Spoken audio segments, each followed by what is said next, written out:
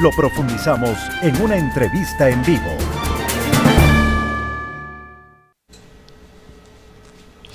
Y a esta hora se encuentra ya con nosotros Froilán Salinas. Él es secretario de Riesgos para la Zona 6, Azuay, Cañari, Morona, Santiago. Froilán, muy buenas noches, gracias por acompañarnos. Pues nos gustaría conocer cuáles son las reflexiones que tiene usted de esta situación lamentable, preocupante que estamos viviendo en este momento. Nuevamente bloqueada la cuenca Molleturo-El Empalme, aunque hoy la prefectura de la Azuay ha logrado habilitarla de manera parcial, solamente para una movilización de emergencia y para que las personas que todavía estaban atrapadas puedan también circular por la zona. Un aluvión similar a en esta misma zona se dio ya anteriormente.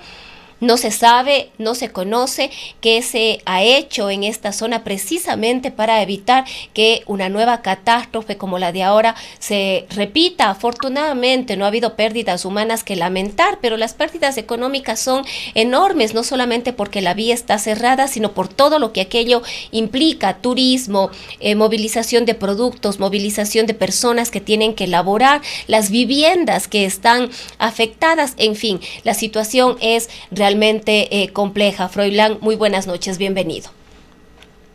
Muy buenas noches a usted y por su intermedio a toda su audiencia.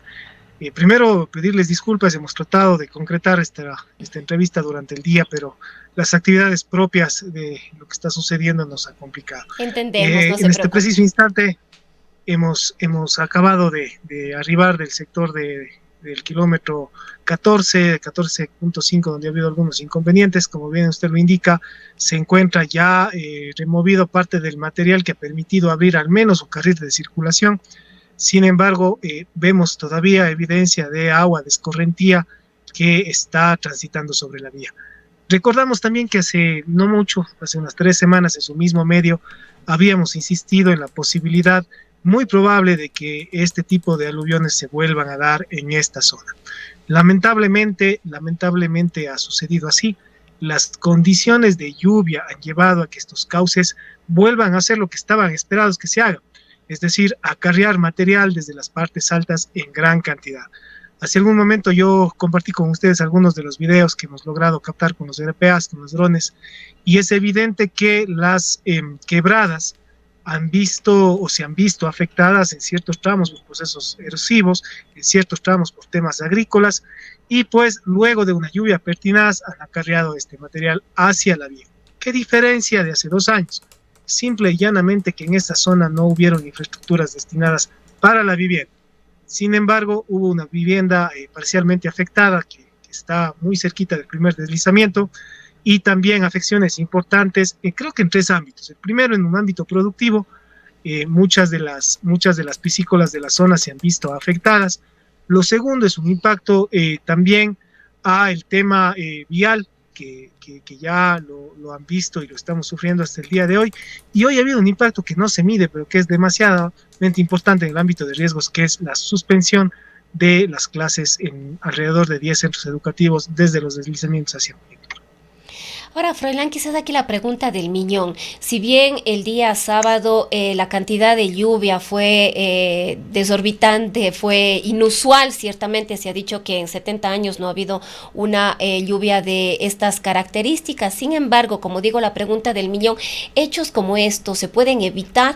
A menudo decimos que los desastres naturales no existen, que la naturaleza tiene eventos, pero que el desastre se da en la medida en la que la intervención humana permite que esto ocurra, que esto suceda.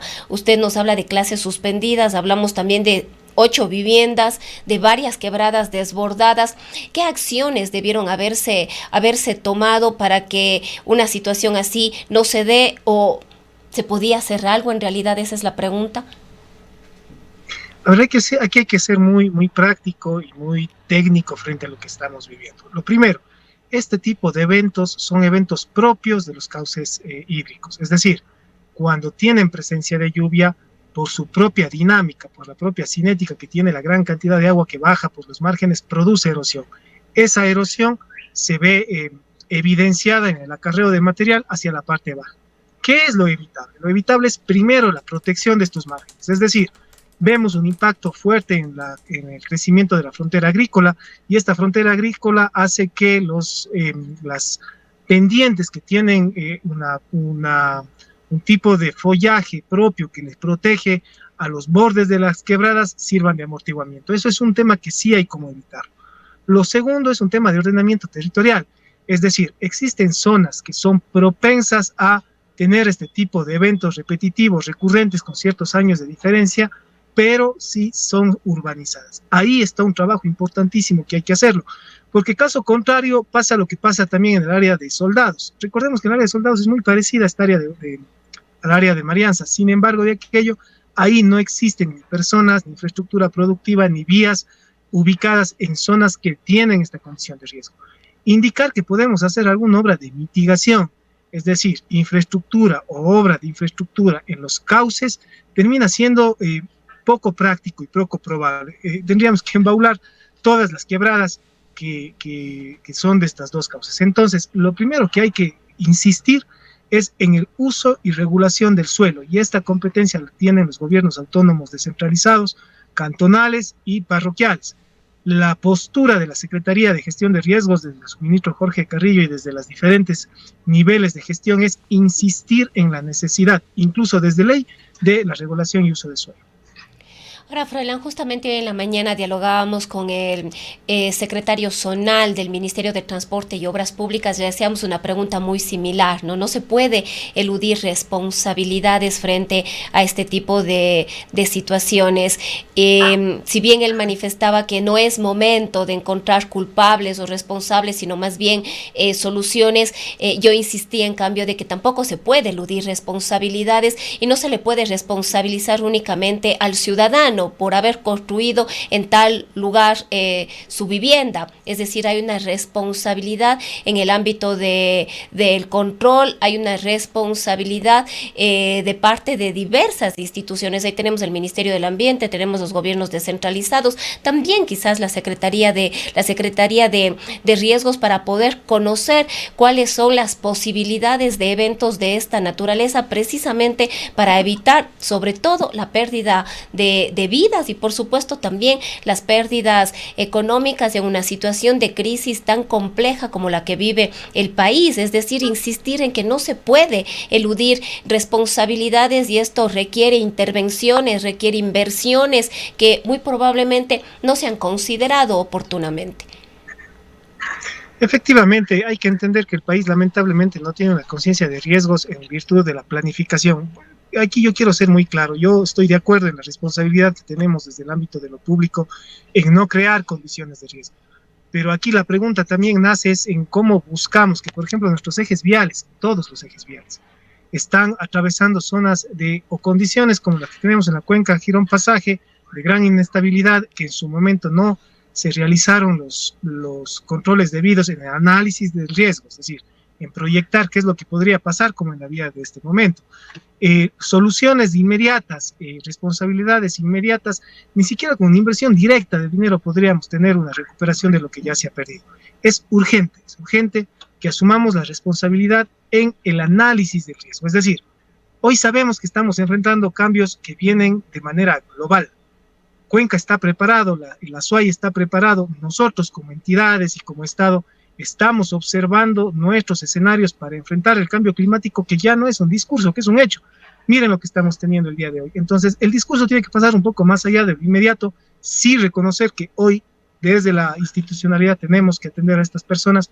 Sin embargo, si seguimos pensando únicamente en responder, que está bien, que en Cuenca de una u otra manera lo hemos hecho bien en las oportunidades que hemos tenido, todos quedamos debiendo en el ámbito de la planificación para la reducción de riesgos de desastre.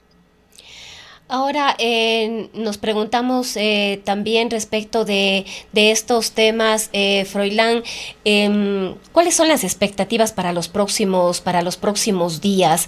Se advertía de que hay alrededor de 10 quebradas, no sé si usted nos puede confirmar eso, en los alrededores, que con un evento similar o una cantidad importante de lluvias podrían desbordar y provocar mayores problemas de los que ya hay en este momento. momento. Eso implicaría evacuar muy probablemente a gente que esté ubicada en este sector, o quizás establecimientos educativos o de turismo o lo que haya en estas zonas. Solemos decir y sabemos, abril aguas mil, mayo hasta que se pudra el sayo, son épocas de lluvias, aunque con el cambio climático estamos viviendo eventos inusuales, complejos. Podríamos creer, tal vez quizás también, Froilán, que esta inusual caída de lluvia se debió al bombardeo que se está haciendo desde el Ministerio de Energía a las nubes para provocar la lluvia, porque enfrentamos otra crisis también, que es la crisis energética. La falta de lluvia en nuestros ríos ha impedido que las hidroeléctricas que están ubicadas acá en nuestra zona al sur del país, en la provincia de La Suay, puedan operar de manera normal, y hemos tenido varios cortes energéticos generando otros problemas. ¿Podemos creer que estas lluvias dependen o responden a los bombardeos, o son las lluvias normales que se dan cada cierta cantidad de años? Ahora se ha dicho cada 70 años, y que están provocando esto y que pueden provocar, con la existencia de estas otras quebradas, nuevos y mayores problemas. A ver, lo primero, vincular el tema del bombardeo, del denominado bombardeo, la siembra de nubes con lo que está pasando, es bastante delicado. De lo que nosotros conocemos, sin ser un experto y sin tener información precisa de lo que se ha hecho y de la información que se nos ha entregado, tener un volumen de lluvias de 70 milímetros hora con bombardeo en ningún lado se ha dado hasta donde nosotros sabemos. Sí, sabemos que es una técnica para hacer que cierta presencia de nubosidad se convierta en agua mediante el nitrato de plata, pero al nivel que tuvimos es muy poco probable que suceda. Entiendo yo, ya será el Ministerio de Energía, que es el que está manejando el tema, que dé una explicación, pero desde lo que se conoce es bastante poco probable. Lo otro, el tema de lluvias es concurrente con lo que ya nos ha venido pasando años pasados, ¿no? 2022 no son 2 años que tuvimos una condición de lluvia muy similar. El día de hoy, Etapa ha confirmado que la presencia de lluvia de hoy viene desde la troncal amazónica, es decir, desde el sector oriental de nuestra provincia.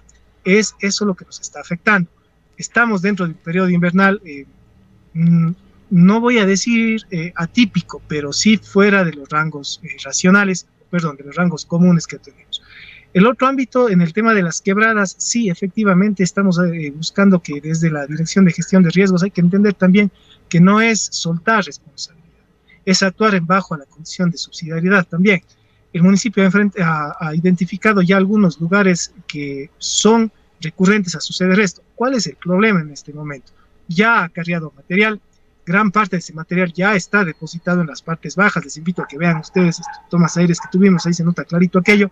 Sin embargo, aún queda un montón de material suelto. Entonces, evidentemente ese material va a tener un cono de proyección hacia la parte baja que con una lluvia va a volver a bajar. Eso lamentablemente va a tener impacto sobre las vías. Hoy lamentablemente estamos en una fase de respuesta y rehabilitación que luego tendremos que analizar cuáles van a ser los mecanismos. Como le indico, mitigar al 100% esa condición no es posible, en ningún lugar se ha logrado hacer. Sin embargo, de aquellos, la reubicación de estas familias, que hay que entender también que son medios productivos.